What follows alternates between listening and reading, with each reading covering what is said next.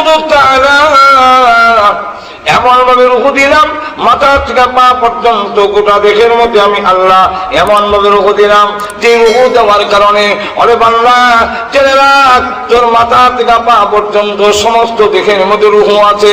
যেন আমাদের প্রত্যেকের ছবি আছে।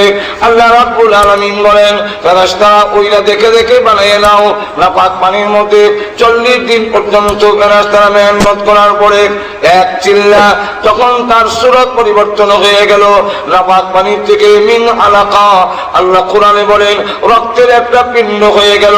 আরো 40 দিন পর্যন্ত মেহনত করার পরে তখন মিন মুদগা গোশতের টুকরা হয়ে গেল। আরো 40 দিন মেহনত করার পরে 360টা জোড়া কঙ্কাল বৈশিষ্ট্য এই দেহের মধ্যে আল্লাহ রাব্বুল আলামিন গোশতগুলো বিট করে দিলেন। আল্লাহ রাব্বুল আলামিন বলেন কুদরতি স্প্রিং দিয়ে তোরে বানাইলাম, এমন সুন্দর বডি আমি আল্লাহ কোন মাখলুকরে দেই নাই। তোমাকে আমি কুদরতি স্প্রিং দিলাম। তোমার কবজার মধ্যে দেখো স্প্রিং, তোমার কনির মধ্যে স্প্রিং, তোমার কণার মধ্যে স্প্রিং, আঁটুর মধ্যে স্প্রিং, একবারে পায়ের গোড়ার মধ্যে দেখা যায় স্প্রিং। এমন কটরা বসাই দিলাম বান্দারে সমস্ত দেহরে তুই একবারে উল্টায়া পাল্লায়া পাগুলো উল্টায়া কাদের উপরে এনে দিয়া এত সুন্দর তুই কুদরতি স্প্রিং দেওয়ার কারণে করা সম্ভব হয়েছে। আর না হয় সম্ভব হইতো না। তোমার গাড়ির মধ্যে কুদরতি স্প্রিং দিয়া আমি আল্লাহ তোমাকে বানাইলাম, এত সুন্দর অবয়ব বানাইলাম আমার ইচ্ছা মতে। আল্লাহ রাব্বুল আলামিন কোরআনে বলেন আল্লাযী খালাকা ফাসাওয়া, আমি আল্লাহ ওয়াল্লাযী কাদ্দারা ফাহাদা, আমি আল্লাহ তোরে বানাইলাম। আবার দেখ অঙ্গ প্রত্যঙ্গ সমান সমান দিলাম।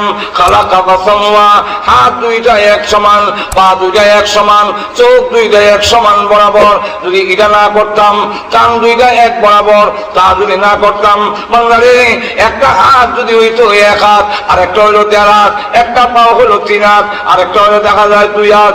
এমন বেশ কম হইলে তোর কেমনে চলাফেরা করতি? কান্দ পার হয়ে যাও যে তুমি একটু ধরে কম 100 যদি এরকম বলে আর কাটিয়ে দিতাম তুতার নিচে, তাহলে কেমন হইতো? আল্লাহ রাব্বুল আলামিন বলেন খালাকা ফাসাওয়া ওয়াল্লাযী কাদ্দারা ফাহাদা, আবার কুদরতি স্প্রিং দিয়া এত সুন্দর বডি আমি দিলাম নারী পুরুষের। এই বডি পাইয়া তোমরা যখন আমি আল্লাহর নাফরমানি করো এর চাইতে আশ্চর্যের আর কিছুই হতে পারে না। বলেন ঠিক কিনা?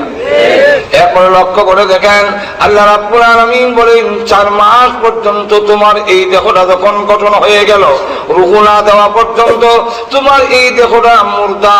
এই অবস্থায় যদি দুনিয়াতে পাঠাইয়া দিতাম আওয়ামী লীগে নিবনি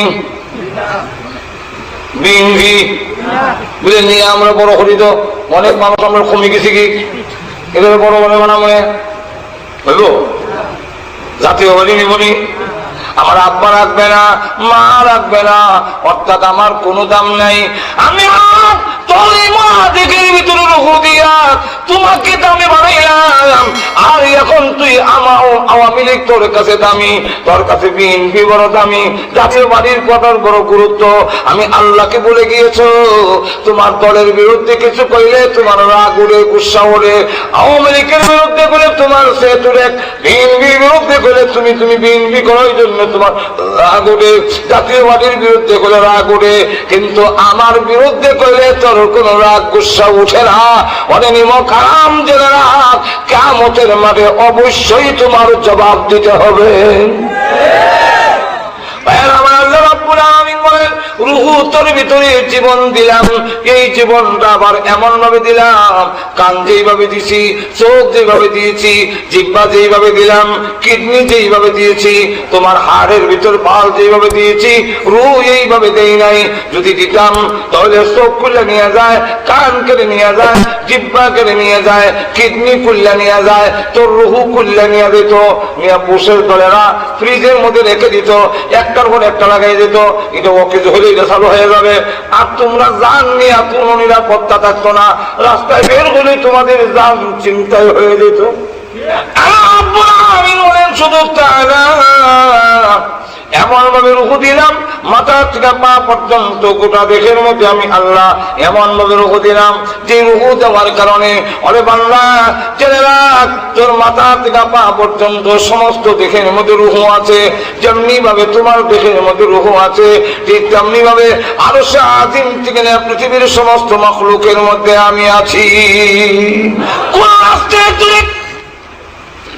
তোমাকে বলে আল্লাহ দেখা যায় না, ধরা যায় না, ছোঁয়া যায় না, স্পর্শ করা যায় না। এই জন্য আল্লাহ মানি না। তার ডাক বাংলা জবাব দেওয়ার জন্য মুহাদ্দিস হওয়া লাগবে না, মুফাসসির হওয়া লাগবে না, তুমি বড় কিছু হইতে হবে না। তোমার ভিতরে রূহ দিয়া যাতে জবাব দিতে পারো এর জন্য রূহ সেট করে দিলাম। দেখা যায় না, ধরা যায় না, ছোঁয়া যায় না। এক নাস্তিক শিক্ষক ছাত্রদের পড়ায় মোল্লাদের কথাই মানিস না, আল্লাহ বলতে কিছু নাই। আল্লাহ যদি থাকতো তাহলে আমরা ধরতে পাইতাম, স্পর্শ করতে পারতাম, দেখতাম, দেখিও না, ধরতাম পারি না, স্পর্শ করতে পারি না, তাহলে আল্লাহ কেমনে মানবি? এমনি এক ছেলে দাঁড়ায় কয়, স্যার আপনি জিতানার মুর্দা। আমি মনে করছিলাম তুই তো ক্লাসের মধ্যে বুঝি বলা, এখন তো বোঝা যায় তোর মাথার গোবর ছাড়া কিছু নাই। তুই দেখোস না আমি যে মাতি, স্যার আপনার রূহ আছে বলে? হ্যাঁ অবশ্যই আছে। দেখছেন? না। ধরছেন? না। স্পর্শ করতে পারছেন? বলে না। তো দেখলেন না, ধরতে পারলেন না, স্পর্শ করতে পারলেন না, আমরাও দেখলাম না, একটু টেবিলে রাখেন না, এরপরে দেখে বিশ্বাস করি।